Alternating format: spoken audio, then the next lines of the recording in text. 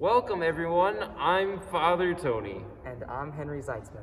Henry is one of our 7th graders, and we're super happy to have him joining us as we pray together. This is the second Sunday of Ordinary Time. You might notice it looks a little bit different in church now. Some of our Christmas decorations are gone, and the priest is wearing green. The ordinary time doesn't mean it's a boring time. It just means we're counting the weeks until we get to the next feast day. So the next season is Lent. And so we're counting the weeks until we get to Lent. But on our Sunday, our celebration this week, we have some wonderful readings. And the first one comes from the book of Samuel. And so Henry's going to read that for us this morning. A reading from the first book of Samuel. Samuel was sleeping in the temple when the Lord called out to him. Samuel, Samuel. Here I am, Samuel answered. He ran to Eli and said, Here I am, sir. What can I do for you? Eli replied, I didn't call you. Go back to bed. So Samuel went back. Once more the Lord called Samuel's name. Samuel, Samuel. Samuel got up.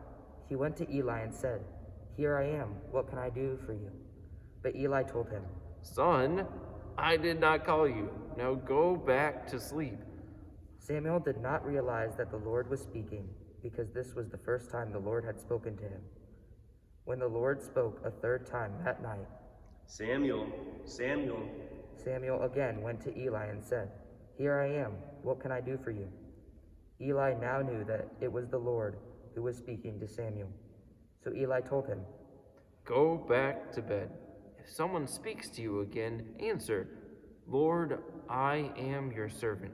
Speak, and I will listen. Once again, Samuel went back and laid down.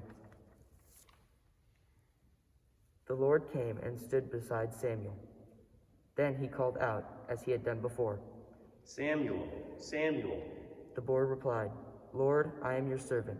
Speak, and I will listen. As Samuel grew up, the Lord was with him and had made everything he said come true. The word of the Lord. Thanks be to God. Now, that, boys and girls, I think is an incredible reading of God speaking to Samuel. I think it tells us an important truth that we all got to know. We all got to remember that God has a plan for us. That God is calling me, that God is calling Henry, God is calling each and every one of you to a specific mission in this life.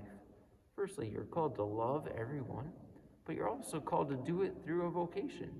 And some of you might be doctors, or astronauts, or married men and women, or even priests, or nuns, or monks someday. Henry, do you happen to know what God's calling you? Do you think you have a good idea? I don't think so yet. Maybe a little guess here and there, but Not sure. Yeah, and I think that's where I was at your age. I wanted to be an engineer for a little while, but that's not what ended up happening. And just as Samuel was surprised by God's call and where it led him, so we can be surprised too. It's most important, though, that just like Samuel, we listen. We take time in prayer and say, Lord, here I am. Help me to do what you want. And I think we'll find, just like Samuel did, as we heard at the end of our reading, that the Lord will be with us and he will make everything he says come true. So that's my challenge to all of you. Let's spend a little extra time in prayer, listening to God and what he wants us to do. I hope you have a wonderful week, and we will see you all next week. Take care. Bye, guys.